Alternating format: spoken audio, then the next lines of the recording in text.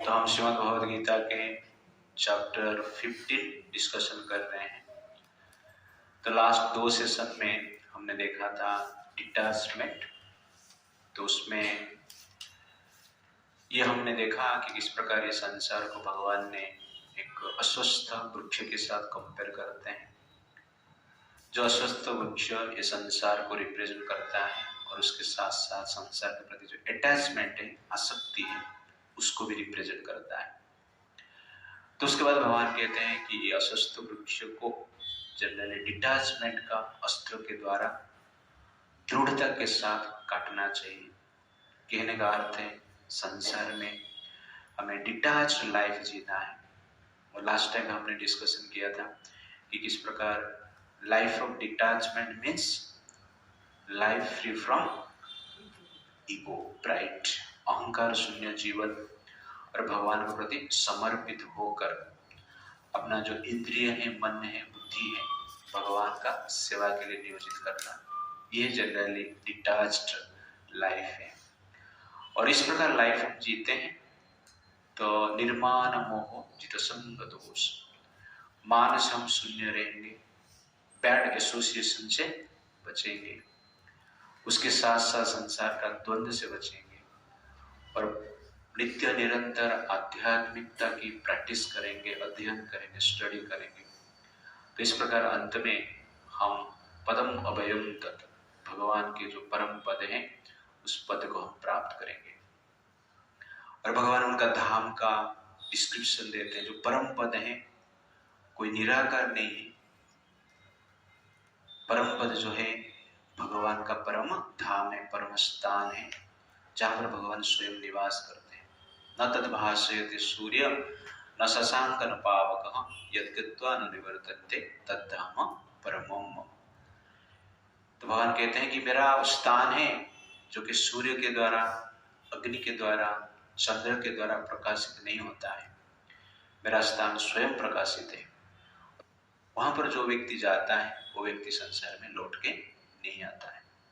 तो भगवान अपना धाम के बारे में थोड़ा सा डिस्क्रिप्शन गीता में बताते हैं। और श्रीमद् भागवतम में वैकुंठ धाम का तो वर्णन है, विविडली पूरा अच्छी तरह से डिटेल्स में वर्णन किया गया है। 3rd चैप्टर में आप लोग देखेंगे। ओके, तो आप लोग अभी श्रीमद् भागवतम थोड़ा अच्छी तरह से पढ़िए। आज हम देखेंगे जनरली 2nd सेक्शन इसका। तो इस चैप्टर को हमने डस्ट करके एक्रोनिम में देख रहे हैं। डी फॉर डिटैचमेंट, वर्ष नंबर 1 to 6 हमने देखा। आज देखेंगे वर्ष number 7 to 11, transmigration of soul. तो ये प्रश्न उठता है कि भगवान का इतना सुंदर दिव्य धाम जहां पर कि दुख का लेस ही नहीं है, तो उस धाम को छोड़कर जीवात्मा इस संसार में क्यों आया और इस संसार में किस प्रकार संघर्ष कर रहा है, ये बताते हैं भगवान वर्ष नंबर 7 में। मेरे विचार लोग बोलिए। मामेवंश जीवलोके जीवभूत सनातनः मनः षष्ठानीन्द्रियाणि प्रकृतिः स्थानि कर्षति। Translation: The living entities in this conditioned world are my eternal fragmental parts. Due to conditioned life, they are struggling very hard with the 6 senses, which include the mind. तो यहाँ पर भगवान कहते हैं मामेव अंश जीवलोके जीवभूत सनातन। जो जीवात्मा है, भगवान कृष्ण कहते हैं कि मेरा अंश है, मम एव अंश, और ये सनातन है, इटर्नल है। मनः षष्ठानीन्द्रिय, किंतु मन के कारण और इंद्रियों के कारण 5 इंद्रिय, 5 ज्ञान इंद्रिय और मन, ये 6ठा इंद्रिय, इस 6 इंद्रिय के कारण प्रकृति स्थाने कर्षति, ये भौतिक जगत में संघर्ष कर रहा है। तो पहली बार भगवान हमारा आइडेंटिटी बता रहे हैं। तो सेकंड चैप्टर में भगवान ने आत्मा के बारे में डिटेल्स बताए, किस प्रकार आत्मा अमर है, सनातन है, सर्वगत है। आत्मा को किस प्रकार हत्या नहीं किया जा सकता है, न जायते न म्रियते कदाचित। तो इस प्रकार डिटेल्स वर्णन किए सेकंड चैप्टर में। लेकिन ये आत्मा क्या है अभी तक भगवान कहां पर भी नहीं बताए। प्रकृति के बारे में बताए, 3 गुण के बारे में बताए, अपने बारे में बताए कि मैं भगवान हूं। तो भगवान अपना आइडेंटिटी दिए हैं, बट जो आत्मा है उसका आइडेंटिटी को क्लियरली कहां पर नहीं बताया। जीवात्मा के बारे में बताया, ये सुपीरियर एनर्जी मेरा करके ऐसा बताया, बट यहां पर स्पेशली भगवान कहते हैं मम एव अंश जीवलोक। ये जो जीवात्मा है मेरा अंश है। तो कोई पूछेगा आपको आपका आइडेंटिटी क्या है, पहला चीज आप क्या बताते हो कि मेरा पिताजी ये है।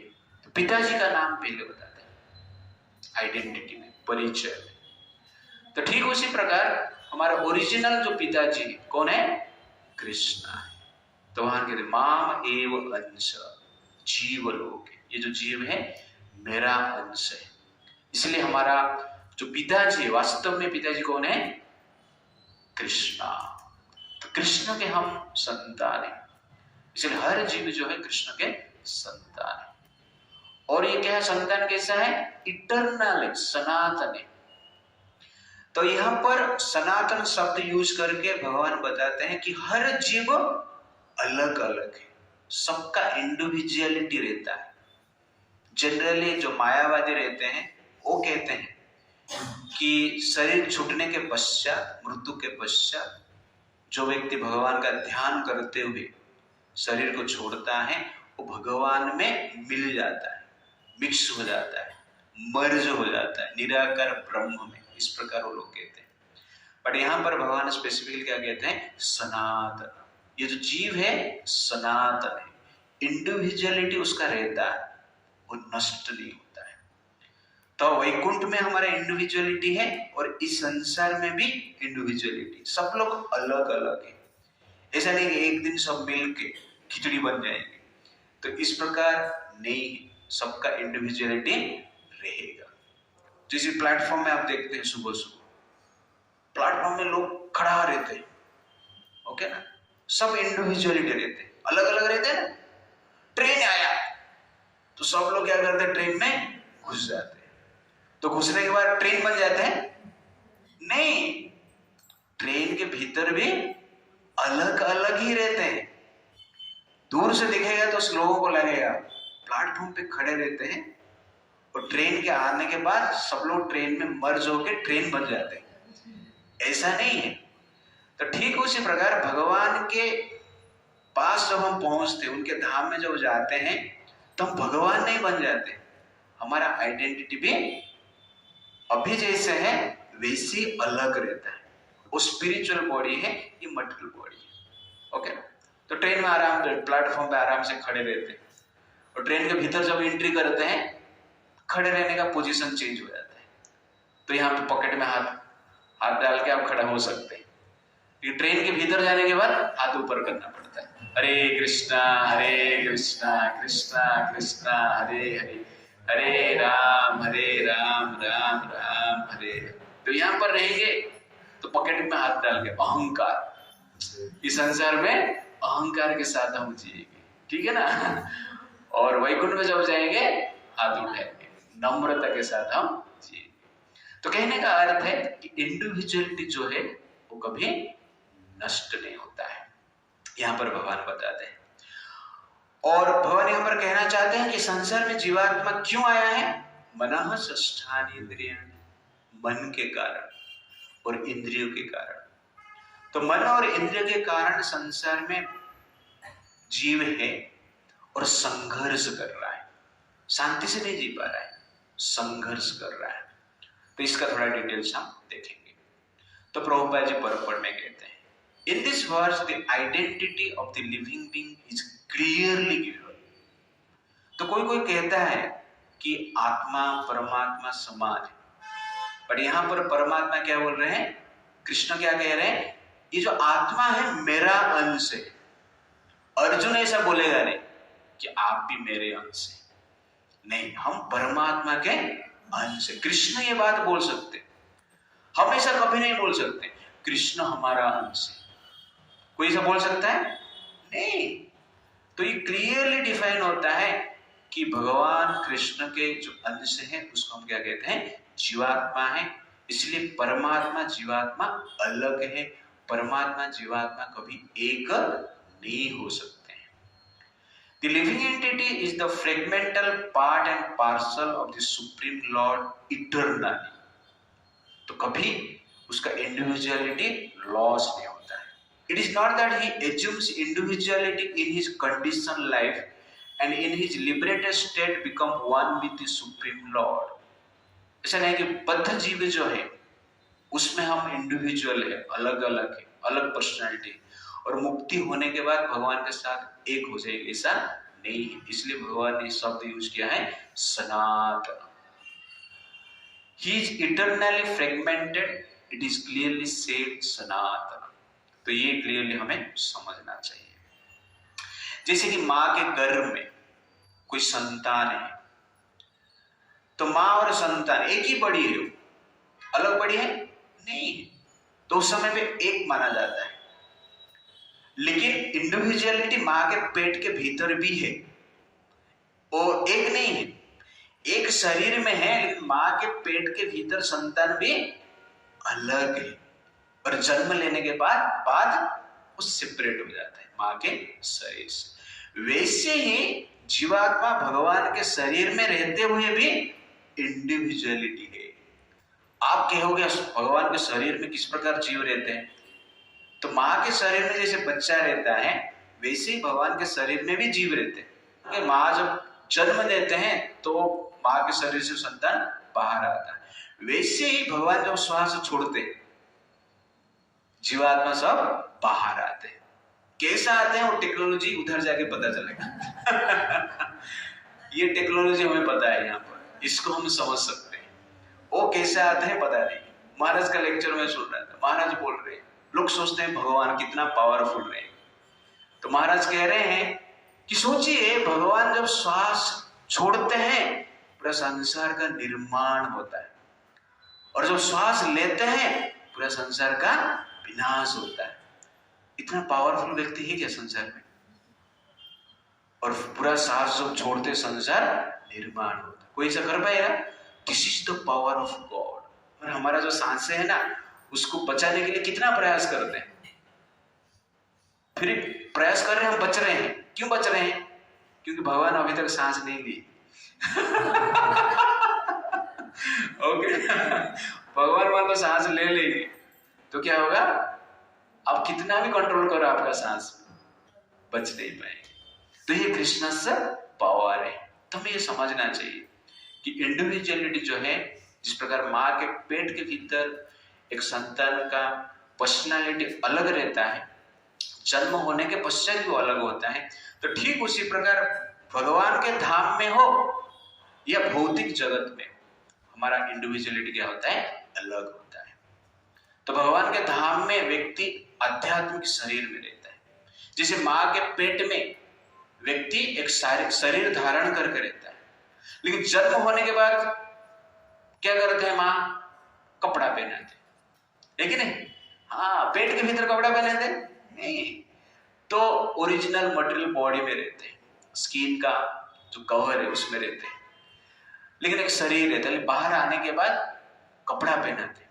तो ठीक उसी प्रकार आध्यात्मिक जगत में स्पिरिचुअल बॉडी में हम रहते हैं, उधर भी कपड़ा है हाँ, लेकिन स्पिरिचुअल बॉडी में रहते हैं।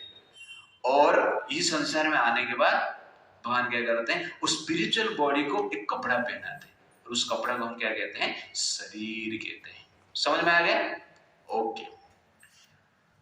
प्रभुपाद जी लिखते हैं भगवान का दो एक्सपांशन है, दो रूप है, एक है स्वांश और एक है विभिन्न अंश। दो अंश है। स्वांश मतलब भगवान के समान क्वालिटी के साथ भगवान अपने आप को एक्सपांड करते हैं, उसको स्वांश कहते हैं। जैसे कि भगवान के अवतार है, तो राम अवतार, ओके ना, विष्णु फॉर्म और नारायण फॉर्म, नरसिंह देव, वामन देव, जितने भी अवतार हैं, विष्णु तत्व उसको कहते हैं। वो जनरली भगवान का स्वांश, उसमें भगवान के जितना शक्ति है उतना शक्ति के साथ और एक रूप प्रकट करते हैं, उसको हम स्वांश कहते हैं, प्राइमरी एक्सपांशन कहते हैं। और एक अंश है विभिन्न अंश, सेपरेटेड एक्सपांशन, वो है जीवात्मा।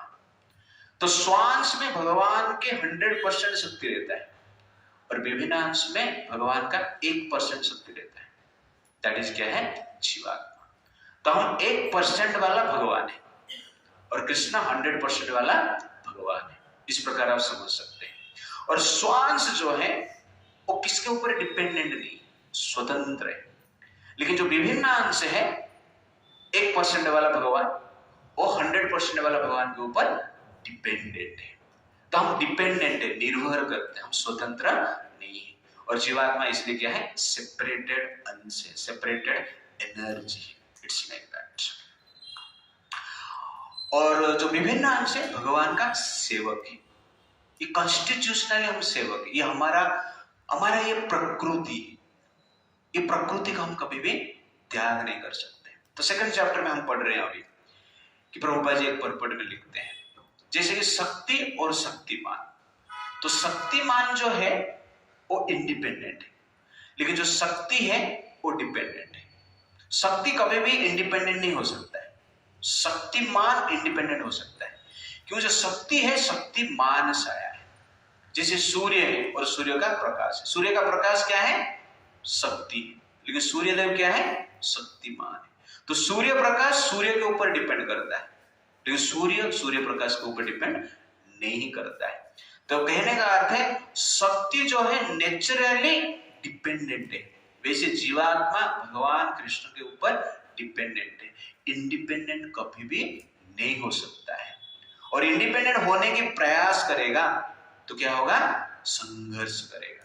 दैट इज कर्षति, मनः षष्ठानि इंद्रियाणि प्रकृति स्थाने कर्ष। मन के कारण वो सोचता है कि मैं स्वतंत्र हूं, मैं इंडिपेंडेंट हूं, मैं कृष्ण के ऊपर डिपेंड नहीं करूंगा, अपने इच्छा से जीऊंगा।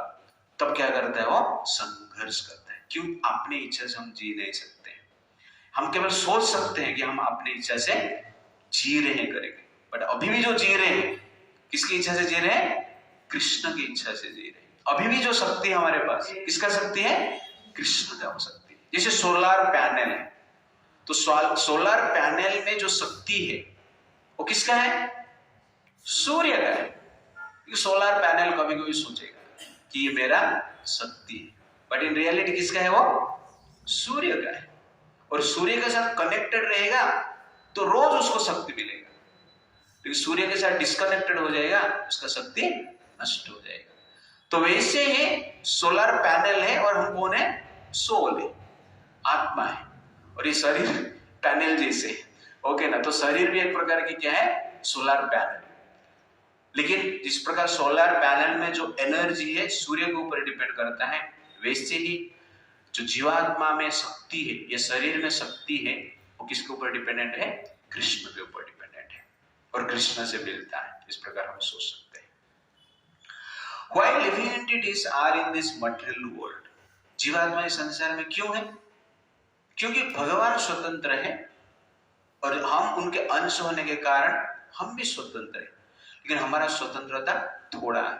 और ये थोड़ा स्वतंत्रता को जब हम भगवान से अलग होने के लिए यूज करेंगे तब हम अलग हो जाते हैं, और भगवान के साथ रहने के लिए इच्छा करेंगे तो हम भगवान के साथ रहते हैं। तो हम क्यों आए हैं? अपना स्वतंत्र इच्छा के लिए आए हैं। It's like that. और जब स्वतंत्रता को यूज करेंगे, पावर है हमारे पास, जो इंडिपेंडेंट मेंटालिटी है, ये एक शक्ति है। लेकिन ये इंडिपेंडेंट मेंटालिटी हम भगवान के साथ रहने के लिए यूज कर सकते हैं और भगवान से अलग होने के लिए यूज कर सकते हैं। ओके ना? जिस प्रकार शादी करते हैं लड़के, तो इंडिपेंडेंट मेंटालिटी, पिता माता के हिसाब से शादी कर सकते हैं और अपने इच्छा हिसाब से शादी कर सकते हैं।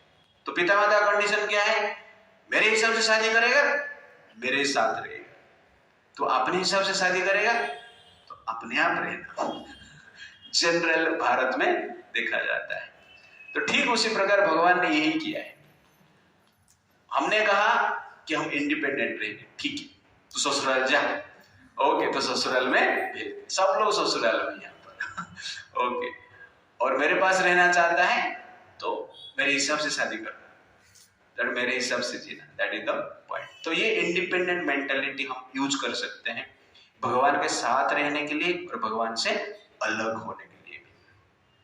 और जब भगवान से हम अलग हो जाते हैं, इंफीरियर वर्ल्ड में आ जाते हैं, ससुराल में आ जाते हैं, ओके ना। और ससुराल में मान लो कोई जमाई रह रहा है, बेशरम जमाई रहेगा तो ससुराल में रहेंगे। जिसको थोड़ा शर्म है वो ससुराल में नहीं रहेगा। तो वैसे हम लोग क्या है, ससुराल में रहते हैं। तो हम कौन है फिर? ओके, आप लोग डिसाइड करो। तो इस प्रकार ये संसार में हम है अपने इंडिपेंडेंट को यूज करके। तो who is liberated and who is in bondage? बंधन में कौन है और मुक्ति में कौन है? तो हमारा जो चेतना है ओरिजिनली मुक्त चेतना है। तो ओरिजिनल कॉन्शियसनेस जो है कृष्ण कॉन्शियसनेस है, भगवान का सेवक है। लेकिन 3 गुण के प्रभाव के कारण हम जनरली वो चेतना को भूल गए। 3 गुण से प्रभावित होकर इस संसार में सेवा कर रहे हैं, ससुराल में सेवा कर रहे हैं। पिता का सेवा छोड़ दिए तो किसका सेवा कर रहे हैं? ससुर का सेवा कर रहे हैं। और कुछ नहीं, इतना ही डिफरेंस है। तो 3 गुण का प्रभाव, ये 3 गुण कौन है? नहीं, 3 गुण मतलब जिसके साथ शादी आपने किया है। ये 3 गुण है, उसके प्रभाव से ससुराल में आ गया ना। नहीं तो पिता माता के पास थे। एक चलिए 3 गुण है, 3 गुण के साथ हमने शादी की, 3 गुण का विचार के अनुसार हम कार्य कर रहे हैं। इसीलिए इस संसार में हम क्या कर रहे हैं? संघर्ष कर रहे हैं। तो मुक्त चेतना मतलब जो चेतना 3 गुण से परे है, ससुर का इफेक्ट से परे, वो जनरली क्या है? मुक्त चेतना है। और जो 3 गुण के अनुसार रहता है वो बद्ध चेतना है, वो भौतिक चेतना है। तो आध्यात्मिक चेतना मतलब that consciousness which is free from 3 modes of nature. And material chetana matlab material consciousness means that chetana, that consciousness which is influenced by 3 modes of nature. और जब 3 गुण के प्रभाव में व्यक्ति आ जाता है, जिसका मन और इंद्रिय 3 गुण के प्रभाव में आ जाते हैं, वो जनरल उसके हिसाब से कार्य करता है और भगवान को भूल जाता है। तो एक बार क्या हुआ, एक शराबी था, बहुत दारू पी, 1, 2, 3 बोतल पी,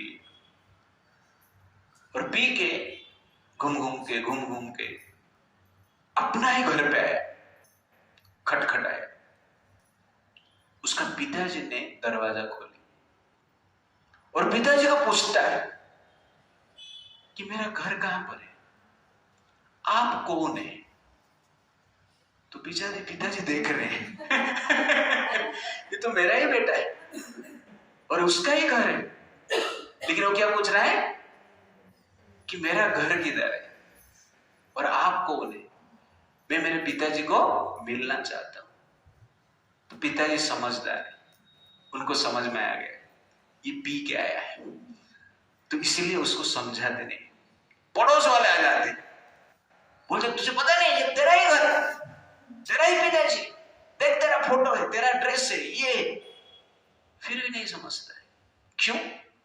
क्योंकि पिया है, नशा है। नशा के कारण वो अपना आइडेंटिटी को भूल गया है, पिताजी को भी भूल गया है, घर को भी भूल गया है। ऐसा बेवड़े हमने देखा है, ऐसे हुए हैं बेवड़े गांव में, जो कि दारू पीने के बाद अपना पिताजी को ही गाली देता है। देखा आप लोगों ने? हाँ, जो दारू का नशा जब छूट जाता है वो पिताजी का चरण छूता है, और दारू जब पीता है पिताजी को गाली देता है, सब पूरा नंबर 1 गाली। तो ये नशा का पावर है।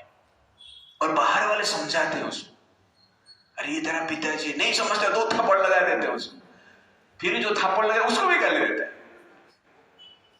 क्यों? क्योंकि नशा है। इसलिए इस प्रकार वो पूछ रहा है, सब लोग समझा रहे हैं, कोई मार रहा है।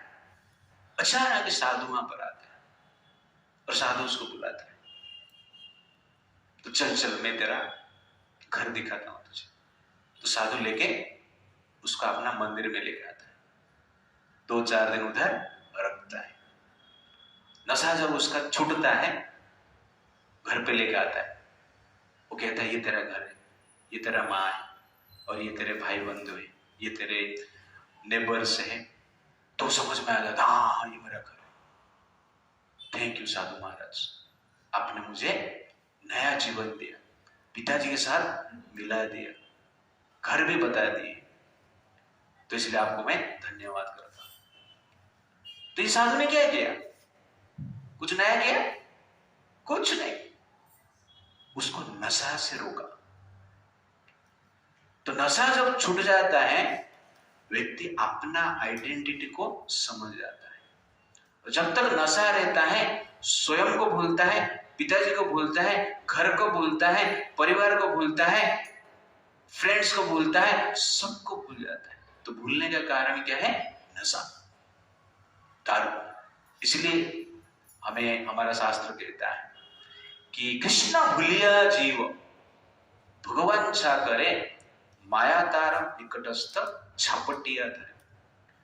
तो जो व्यक्ति जो भोग का इच्छा करता है या भोग में प्रवृत्त हो जाता है, तो कृष्ण भूलिया, कृष्ण को भूल जाता है। और उस समय पे व्यक्ति क्या करता है कि नशापूर्ण जीवन जीता है, एक वास्तव जीवन नहीं जीता है, एक अल्कोहलिक लाइफ जीता है। तो हमारा अवस्था ठीक उसी प्रकार है, एक बेवड़े जैसे है, और हम भूल चुके हैं। और यहां पर साधु संत घूम रहे प्रभुपाद जी जैसा अपना आइडेंटिटी को बताने के लिए। वो कहते हैं माम वंश जीव लोके, अरे आप कृष्ण के अंश हैं। और हमें समझ में नहीं आता है क्योंकि नशा छूटने में टाइम लगेगा। ये नशा छूटने में 12 आवर लग सकता है, 24 आवर लग सकता है, 2-3 दिन लग सकता है। और ये जो भौतिक जीवन का नशा, इंद्रिय तृप्ति का नशा, मनः सृष्टानि इंद्रियाणि, मन का नशा, इंद्रिय तृप्ति का नशा, इसको छूटने में जन्म जन्मांतर लगता है, अनेक जन्म जा सकता है। लेकिन ये इसको छोड़ना है, इस नशा से हमें बचना है, अत्यंत आवश्यकता है। इसलिए साधु संत क्या करते हैं? पेशेंस के साथ रहते हैं। जनरली बाकी लोग आए उसको समझाए ना, अरे ये तेरा पिताजी है, ये तेरा माँ है, नहीं समझा तो 2 थप्पड़ लगा दिए उसको। लेकिन वो लोग भी समझदार नहीं, वो लोग समझदार होते थे तो समझ आना चाहिए ना। नशा के कारण ये समझ नहीं पाता है, उसको थप्पड़ मारने की क्या आवश्यकता है, उसको समझाने की क्या आवश्यकता है, उसको कुछ समझाने की आवश्यकता नहीं, थप्पड़ मारने की आवश्यकता नहीं। क्या सोचना चाहिए? नशा कैसे उतरेगा। प्रभुपाद जी ने वही किया। अमेरिका जाकर किसको कुछ नहीं समझाया, नशा कैसे उतारेंगे उसके लिए प्रयास किया। और टॉमकिन पार्क में जाके हरे कृष्णा कृष्णा कृष्णा हरे हरे, हरे राम राम राम हरे हरे। और भक्ति से नशा उतरता है, भक्ति से नशा से मुक्ति मिलता है। इसीलिए हमें भक्ति सीरियसली करना है। हम लोग का थोड़ा नशा उतर चुका है समझ में थोड़ा बहुत आ रहा है, तो अभी हमें क्या करना चाहिए? पूरा नशा उतारना है। मनः सृष्टानि इंद्रियाणि, ये नशा है, मन के विरोध में कार्य करना है, इंद्रिय तृप्ति से बचना है। तो ये कार्य हम करते हैं तो नशा धीरे धीरे उतरता है। मन के अनुसार ही करते हैं, इंद्रियों के अनुसार ही कार्य करते हैं, इसका अर्थ क्या है? हम दारू पी रहे हैं, ऑलरेडी भूल चुके हैं, फिर और पी रहे तो और भूल जाएंगे। जैसे कोई मंकी है, वानर है, वो मंकी है, चंचल है, वो एक स्थान पर ठीक से नहीं बैठ पाए, ये पेड़ से दूसरे पेड़ में जाएगा ही जाए, क्योंकि मंकी। और उसको मान लो कोई दारू पिला देगा तो और उसका मन क्या हो जाएगा, चंचल हो जाएगा। पहले तो उसको पता था कि वो मंकी है करके, दारू पीने के बाद वो भी भूल जाएगा कि वो मंकी है करके लेकिन और चंचल हो जाएगा मन। तो वैसे ही अभी जो सिचुएशन है हमारा, एटलीस्ट हमें पता है अभी कि हम मनुष्य हैं और जीवन का लक्ष्य क्या है, भगवान को प्राप्त करना। लेकिन इंद्रिय तृप्ति में लिप्त हो जाए, मन के अनुसार ही कार्य करेंगे, तो हम भूल जाएंगे कि जीवन का लक्ष्य क्या है।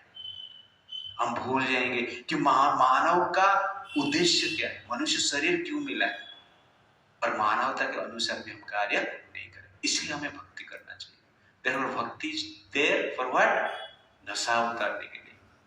इसलिए ये मेडिसिन हमें लेना चाहिए, और धीरे धीरे ये मेडिसिन हम लेते हैं तो नशा धीरे धीरे उतरता है। तो इस प्रकार हमारा शास्त्र कहता है, भागवतम में नारद मुनि कहते हैं, यमादि वियोग पाठै काम लोभ हत मोह मुकुंद सेवया यद्वत् तथात्मधान सम्यति। वो कहते हैं यम आदि भी योग पाठ, यम नियम को फॉलो करने से, ज्ञान योग ध्यान योग का प्रैक्टिस करने से, काम लोभ हतम, ये काम लोभ को नष्ट कर सकता है, ये काम लोभ नष्ट होता है। लेकिन मुकुंद सेवया यद्वत्, भगवान कृष्ण का सेवा करने से, भक्ति करने से जिस प्रकार होता है उसी प्रकार नहीं होगा। तथा आत्मधा न सम्यति, तो ज्ञान मार्ग ध्यान मार्ग योग मार्ग से व्यक्ति का काम और लोभ कंट्रोल हो सकता है, लेकिन संतोष नहीं मिलता है। तो ओरिजिनल सैटिस्फैक्शन के लिए, वास्तविक सैटिस्फैक्शन के लिए, तथा आत्मधा न सम्यति मुकुंद सेवया यद्वत्, मुकुंद मतलब भगवान, मुकुंद का अर्थ है जो व्यक्ति मुक्ति प्रदान करता है, उसको हम क्या कहते हैं, मुकुंद। तो भगवान का सेवा से व्यक्ति पूर्ण सैटिस्फैक्शन को प्राप्त करता है, संतोष को प्राप्त करता है, अपना आइडेंटिटी को समझ पाता है। तो इस प्रकार भौतिक भोग रूपी दारू को सब लोग पी रहे हैं, और ये दारू जनरली हम क्या करते हैं, ये जो 5 इंद्रियां है, 5 इंद्रिय और मन के थ्रू हम पीते हैं। तो रूप का जो दारू है आंख के द्वारा पीते हैं, शब्द का दारू है कान के द्वारा सुनते हैं पीते हैं, गंध का दारू नाक के द्वारा लेते हैं, स्वाद का दारू जीवा के द्वारा लेते हैं, ओके ना, और टच का दारू, स्पर्श का दारू स्किन के द्वारा लेते हैं। तो ये 6 प्रकार के ब्रांडेड दारू सब लोग पीते हैं, और जिसके द्वारा मनः स्रष्टानि इंद्रियाणि, हम संघर्ष करते हैं। इसलिए स्पिरिचुअल लाइफ मतलब क्या है, दारू छोड़ना। तो भौतिक भोग के प्रति जो हमारा आसक्ति है उसको छोड़ना है। एक साथ दारू भी पीते रहेंगे और एक साथ भक्ति भी करते रहेंगे तो नशा उतारना डिफिकल्ट है, और डिफिकल्टी जनरली हम यहाँ पर देख रहे हैं, दैट इज एक्चुअली क्या है, संघर्ष। इसलिए हमें क्या करना चाहिए, तो भौतिक इंद्रिय तृप्ति है उसको छोड़ने की प्रयास करना चाहिए, और छोड़ना ही चाहिए। और जो व्यक्ति ये भौतिक प्रकृति का प्रभाव से, मना और इंद्रिय का प्रभाव से बच जाता है, मुक्त हो जाता है, वो व्यक्ति क्या करता है, भगवान को स्वयं देखता है। यहाँ पर एक उपनिषद है, श्रुति है, प्रभुपाद जी कहते हैं माध्यान्दी नायन श्रुति, उसमें कहा गया है सवा एष ब्रह्म निष्ठा इदम शरीरम मर्त्यम अतिसृज्यम ब्रह्म अभिसंपदाय ब्राह्मणा पश्यन्ति ब्रह्मणा शृण्वन्ति ब्रह्मणा एव इदम सर्वम अनुभवति। तो इस प्रकार कहते हैं कि जब व्यक्ति ब्रह्म, जब वे आत्मा इस शरीर से छूट जाता है, मुक्ति प्राप्त करता है, वो ब्रह्म को अनुभव करता है, स्वयं देखता है, ब्रह्म के बारे में सुनता है। इस प्रकार एक भगवत चेतना में वो रहता है। और हमारा श्रुति कहता है, पुराण में इस प्रकार बताया गया है वसंति यत्र पुरुषः सर्वे वैकुंठ मूर्तयः। और जो आत्मा का शरीर है वैकुंठ मूर्त है, चतुर्भुज रूप भगवान नारायण के जैसे आत्मा का रूप है, इस प्रकार बताया गया है। तो आइडेंटिटी को रिवाइव करना पड़ेगा जब हम जटिल नशा से मुक्त होंगे। That is the point. और यहां पर स्पेशली भगवान जो कहते हैं माम एव अंश, मम एव अंश, कि ये जीवात्मा जो है मेरा अंश है।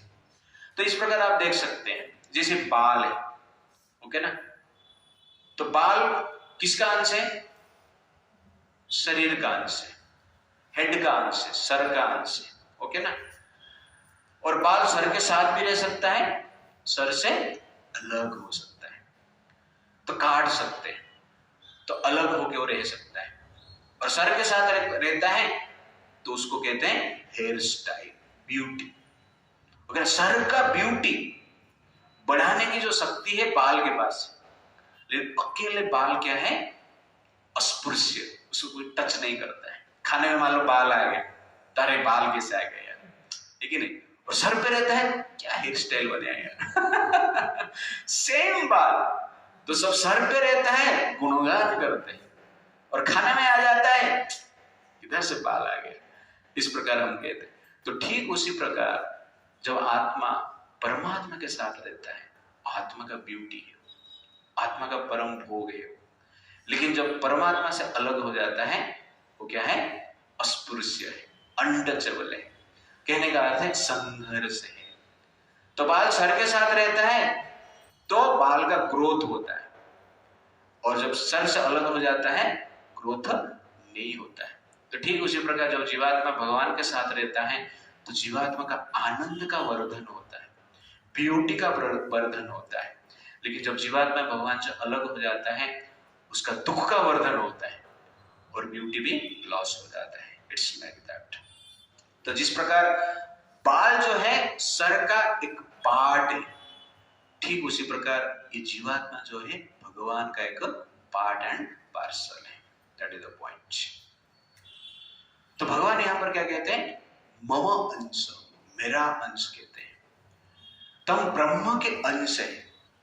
तो कोई कह सकता है, अभी मोदी कहेंगे कि मैं एक एमपी हूं, ओके ना, और उसके साथ साथ कि अमित शाह भी कहेंगे कि मैं एक एमपी हूं। दोनों गलत बोल रहे हैं? सही बोल रहे हैं। वैसे भगवान भी कहेंगे मैं एक आत्मा हूं, और हम भी कहेंगे कि मैं एक आत्मा। कुछ अंतर है? अंतर है। मोदी जब कहेगा मैं एमपी, तो मोदी एमपी ठीक है, लेकिन प्राइम मिनिस्टर है। अमित शाह क्या है? एक मिनिस्टर है। वैसे हम कहेंगे मैं आत्मा, और कृष्ण कहेंगे मैं आत्मा, तो कृष्ण कौन है? परम ब्रह्म है, और हम कौन है? ब्रह्म है। ये समझना अत्यंत आवश्यक है। कोई पौंड, तालाब, कोई तालाब कहेगा मैं पानी हूं, ठीक है, और समुद्र भी कहेगा कि मैं पानी, सागर भी कहेगा मैं पानी। दोनों गलत बोल रहे हैं? ठीक बोल रहे हैं, लेकिन दोनों समान है? नहीं। तालाब मतलब छोटा है, और समुद्र मतलब क्या है? विराट है। तालाब का पानी कहां से आया है? समुद्र से आया है, ओके ना। तो तालाब किसके ऊपर डिपेंडेंट है? सागर के ऊपर। सागर तालाब के ऊपर डिपेंडेंट नहीं। गोल्ड माइन, सोने का खादान, कहेगा मैं सोना, और आपके हाथ में जो रिंग है वो भी कहेगा कि मैं सोना, राइट। लेकिन दोनों अलग है। एक सोर्स है और एक शक्ति है। जो आपके रिंग दिख रहे हैं गोल्ड माइन से आया है, लेकिन आपका रिंग से गोल्ड माइन नहीं बना। वैसे जीवात्मा परमात्मा क्या है? अलग है। तो शास्त्र जब कहता है सर्वम खलु इदम ब्रह्म, समस्त जगत क्या है? ब्रह्म है, भगवान है, लेकिन कहा जाता है इस प्रकार। तो सब लोग इस प्रकार मायावादी ब्रह्मवादी क्या बोलते हैं? सब लोग भगवान है। नहीं, भगवान का एक सेपरेट आइडेंटिटी है, और जीवात्मा का सेपरेट आइडेंटिटी है। जिस तालाब का एक आइडेंटिटी है, और सागर का एक आइडेंटिटी है। जैसे प्राइम मिनिस्टर का एक आइडेंटिटी है और मिनिस्टर का एक आइडेंटिटी है, तो वैसे ही जीवात्मा और परमात्मा का आइडेंटिटी अलग है। तो भगवान ये चीज ब्रह्म विमोहन लीला में बताए। कृष्ण जब कृष्ण छोटे बालक थे, अपने ग्वाल बालक के साथ भोजन कर रहे थे, तो एक दिन ब्रह्मा जी आकाश मार्ग में देख रहे हैं कि कृष्ण कुछ खाना खा रहे हैं सबके साथ, और एक मित्र था उनका, छाछ लेकर आया था और भगवान को दिया नहीं, स्वयं क्या गया, खा रहा है, वो खा के ऐसा पी रहा है, पी के ऐसा मुंह किया, तो भगवान ने बोला मुझे दिया नहीं तो मुंह कैसा मार, तो छाछ बाहर उनका निकल गया। तो भगवान ने मुख खोले, वो छाछ भगवान के मुख में गए, कृष्ण के मुख में गए, और कृष्ण उसको पी ली। ब्रह्मा जी देख के, उनका 4 सर था, घूमने लगा, बोले ये कैसे भगवान हो सकता है, ये छोटा खा रहे हैं, इसलिए भगवान ने तो ग्वाल बालक को, उनका बछड़े जो थे उसको किडनैप कर दिया। तो बच्चे देखे बछड़े नहीं, तो कृष्ण को बोला बछड़े चले गए, हम लोग जाते हैं बछड़े को ढूंढने। कृष्ण बोलते नहीं नहीं आप लोग खाओ, जाकर ढूंढते। तो कृष्ण ग्वाल बालक को छोड़ के बछड़े ढूंढने के लिए चला गया। तो ब्रह्मा जी आते हैं, वो बालक को भी क्या करते हैं, किडनैप कर लेते हैं। तो कृष्ण घूम के आते हैं, बछड़ा नहीं मिलती है, इधर देख रहे हैं तो बालक भी नहीं, तो भगवान समझ जाते हैं, और उसके पश्चात भगवान क्या करते हैं, अपना कार्य करते हैं। ब्रह्मा जी 1 साल के बाद आते हैं देखने के लिए। तो ब्रह्मा जी जाके छुपा के आते टाइम, जितना टाइम हो गया ब्रह्मा के कैलकुलेशन से, संसार में क्या हो गया, उनके लिए 1 मिनट, क्या कोई 1 मिनट भी नहीं है, बहुत कम रहेगा, तो इस संसार में 1 साल हो गया। देख रहा है कि बछड़े चल रहे हैं और ग्वाल बालक भी खाने समान दिख रहे हैं, कुछ अलग नहीं, तो आश्चर्यचकित हो जाते हैं। जब ध्यान से देखते हैं, वो देख रहे हैं जितने जो ग्वाल बालक है, कौन है, कृष्ण स्वयं को एक्सपांशन किए, और जो बछड़े हैं वो भी क्या है, एक्सपांशन किए। इसको कहते हैं स्वांस। सब कृष्ण ही है, बछड़ा भी कृष्ण है और जो ग्वाल बालक है वो भी कृष्ण है। ये विभिन्न अंश नहीं है, जीवात्मा नहीं है, ये विष्णु तत्व है, 100% भगवान है, ओके ना, स्वांस। तो ये ब्रह्मा जी देख के बिविल्डर हो जाते हैं, और उनके सामने भगवान क्या करते हैं, जो बछड़े थे और जो ग्वाल बालक थे चतुर्भुज रूप में देखते, तो लाखों चतुर्भुज रूप देख रहे हैं, और लाखों ग्वाल बालक बछड़े को भी चतुर्भुज रूप में देख रहे हैं, सबको विष्णु तत्व में देख रहे हैं, विष्णु रूप में देख रहे हैं। तो आश्चर्यचकित हो जाते हैं और भगवान को क्षमा प्रार्थना करते हैं। बाद में अपना बछड़ा और जो ग्वाल बालक थे रिटर्न कर देते हैं। तो ये लीला बताता है कि भगवान कैसे एक्सपांड कर सकते हैं, कैसे करते हैं वो भगवान को पता है, वो हमें पता नहीं, यू अंडरस्टैंड ना, लेकिन ये एक्सपांड होता है। तो आपको मैं बताऊंगा, जब वीडियो एडिटिंग रहता है ना, तो वीडियो एडिट करते हैं ना आजकल यूट्यूब में, मैं करता हूं, एक फोटो है उसका एक ऑप्शन है, तो एक इस प्रकार के ऑप्शन है जिसमें आप उसको वो इफेक्ट देंगे तो एक फोटो 10 फोटो हो जाएगा, 20 फोटो हो जाएगा। तो एक ऐसा ऑप्शन है, एक ही फ्लावर है, वो इफेक्ट दोगे तो फ्लावर क्या करेगा, गिरेगा, ऊपर से नीचे गिरेगा, एक नहीं गिरेगा, हजार फ्लावर ऐसे गिरे। तो एक ही फोटो है, इफेक्ट दिया तो आप कैसे दिख रहा है कि जैसे कि हजार फ्लावर गिर रहा है, एक को इफेक्ट दिया था। तो ये संभव है टेक्नोलॉजी के द्वारा, आजकल का टेक्नोलॉजी के द्वारा। तो भगवान के लिए क्यों संभव नहीं कि एक्सपांड वो नहीं कर सकते, निश्चित रूप से कर सकते हैं। कुछ चीज हम समझ नहीं सकते हैं, एक्सपीरियंस करने के बाद ही समझ में आता है, दैट इज द पॉइंट। तो अभी तक पता नहीं हमारा शरीर में किस प्रकार संतान भी बनते हैं, ओके ना, हर व्यक्ति संतान प्राप्त करते हैं, लेकिन कौन से टेक्नोलॉजी से बनता है, किस प्रकार बनता है, व्यक्ति को पता नहीं। That is actually Krishna's power. तो मनुष्य में जुड़वा हो सकता है, 1 बच्चा, 2 बच्चा, 3-4 होता है मनुष्य में, सुना है ऐसा? कभी कभी होता है, जनरली एक होता है, नहीं तो जुड़वा होता है। ये कुत्ते बिल्ली देखेंगे तो क्या 10, 12, 15, तो इस प्रकार हो जाता है। तो अंदर ही उनका एक्सपांड होता है, कुछ तो होता है, ओके ना। तो वैसे ही भगवान क्या है कि अपने शक्ति के द्वारा कितने भी एक्सपांशन कर सकते हैं। तो यहां पर आप देख रहे हैं स्वांस, और विभिन्न अंश जो है वो भी भगवान का ही एक्सपांशन है, इस प्रकार आप समझ सकते हैं। तो everything exist in God's body, when he wants he can manifest स्वांस एंड विभिन्न अंश। जो जीवात्मा और विष्णु तत्व, जीव तत्व और विष्णु तत्व दोनों भगवान के अंश ही है और इटर्नल है, लेकिन ये क्या हो सकता है?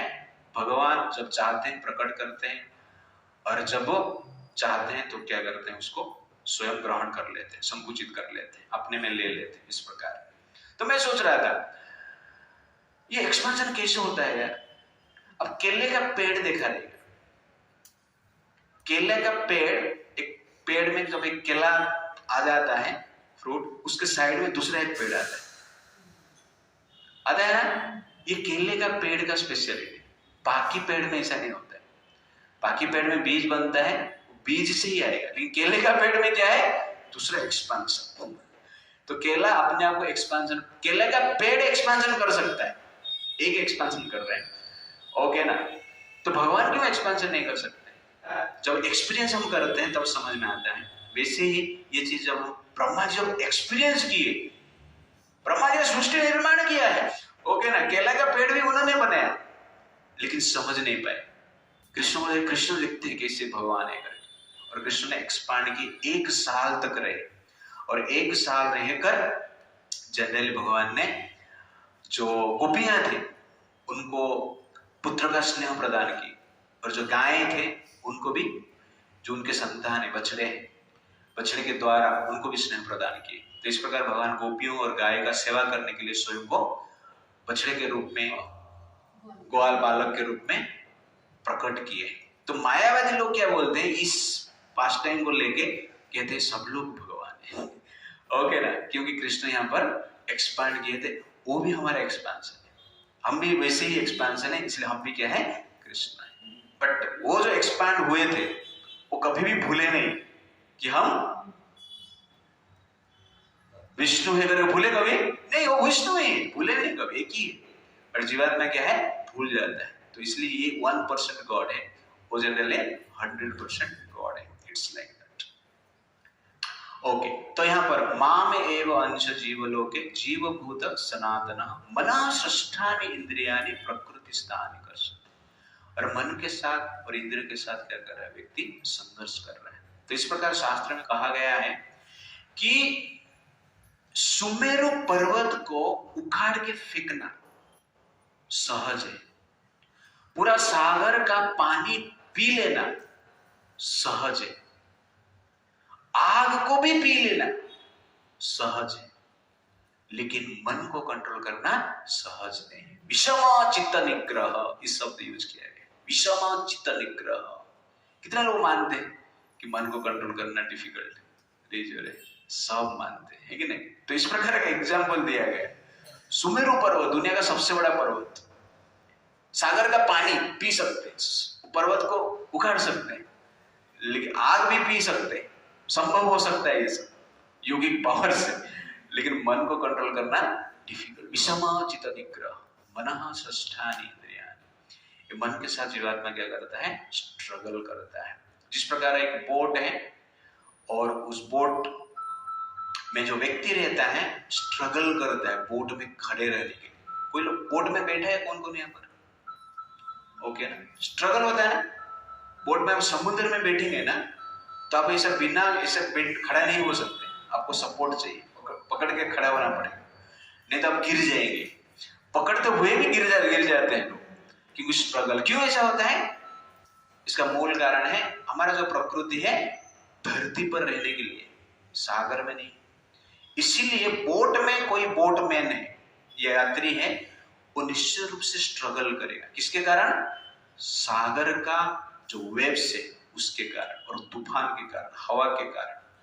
तो ठीक उसी प्रकार जीवात्मा जो है आध्यात्मिक जगत में रहने के लिए उसका अस्तित्व है, लेकिन जो भौतिक जगत में आता है इस शरीर एक बोट जैसे, और इस शरीर ये भवसागर में कनेक्टेड है। जिस प्रकार सागर का कनेक्शन में बोट ऊपर नीचे होता रहता है, तो ठीक उसी प्रकार ये भौतिक जगत का कनेक्शन में ये शरीर रूपी जो बोट है, इसके कारण ये शरीर का विकार होता है। और बोट ऊपर नीचे होता है तो तकलीफ किसको होता है?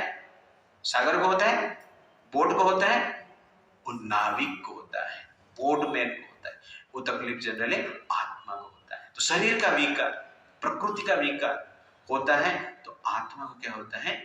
वो पेन होता है, उसको कहते हैं मनः षष्ठानि इंद्रियानि प्रकृति स्थानि कर्षति। तो मनः षष्ठानि इंद्रिय मतलब शरीर, ये शरीर जो दिख रहे हो, इसके साथ हम क्या कर रहे हैं, संघर्ष कर रहे हैं।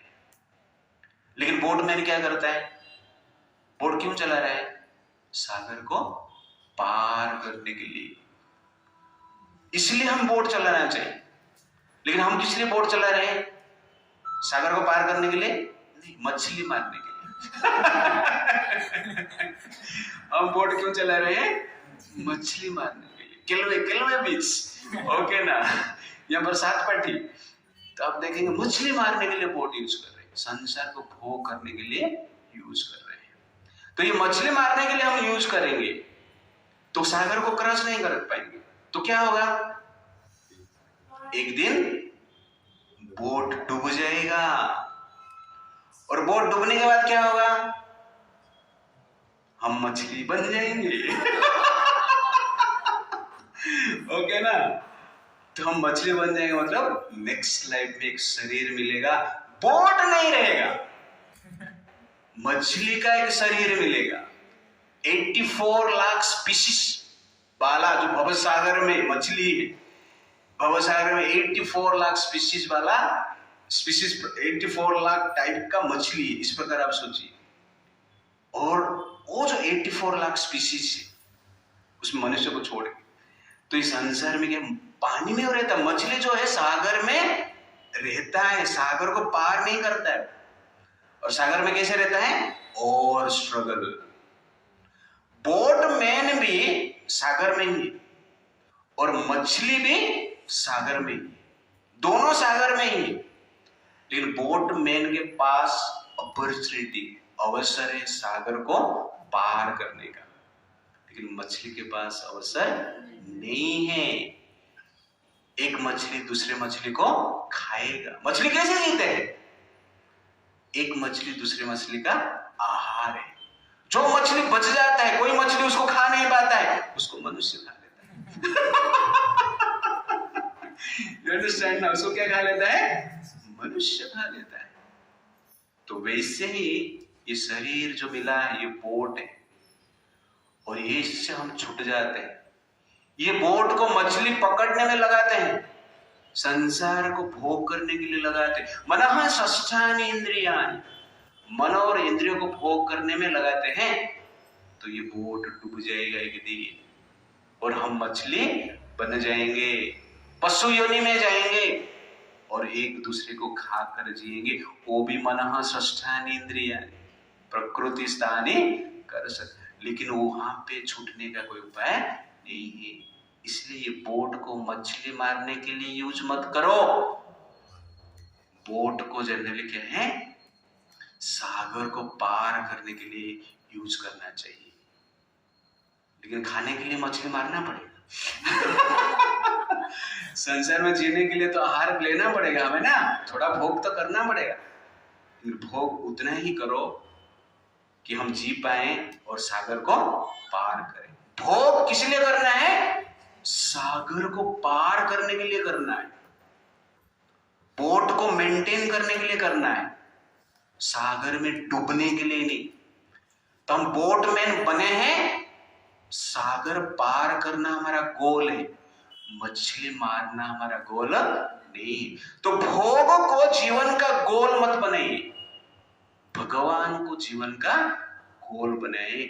और भोग केवल ये बोट को मेंटेन करने के लिए ही लीजिए, तब जाके संघर्ष कम होगा, और अंत में सागर को हम पार करेंगे और भगवान के पास जाएंगे।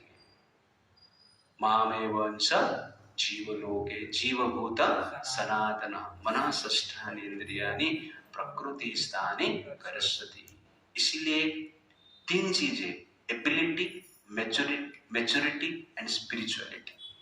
एबिलिटी मतलब क्या है, कुछ शक्ति है हमारे पास।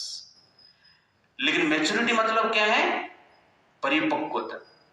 तो मैच्योरिटी ये है जब हमारा एबिलिटी को हम स्पिरिचुअलिटी के लिए यूज करते हैं। तो maturity means when you use our ability to practice spirituality, to cross the भवसागर, ये भवसागर को पार करने के लिए जब हम अपना बुद्धि को यूज करते हैं, वो क्या है, प्रॉपर मैच्योरिटी। नहीं तो क्या है, मछली मार के ही खा रहे। कोई लकड़ी का बोट में बैठ के मछली मार के खा रहा है, कोई गोल्डन बोट में बैठ के मछली मार के खा रहा है। तो संसार में लोग ऐसा सोचते हैं, ये गोल्डन बोट में बैठ के मछली मार के खा रहा है इसलिए एडवांस्ड है, और मेरे पास ये लकड़ी का बोट है इसलिए मैं कौन हूं, एडवांस नहीं, गरीब हूं, ये धनवान है। इस प्रकार हम जनरली बोट को देख के कार्य कर रहे हैं और खुश हो रहे हैं, और हमें बोट चेंज करने की हम प्रयास करते हैं, फैसिलिटी चेंज करने की प्रयास करते हैं। बट रियल मैच्योरिटी क्या है, ये सागर को क्रॉस करना है। इसलिए संसार में बड़े बड़े लोग जो है,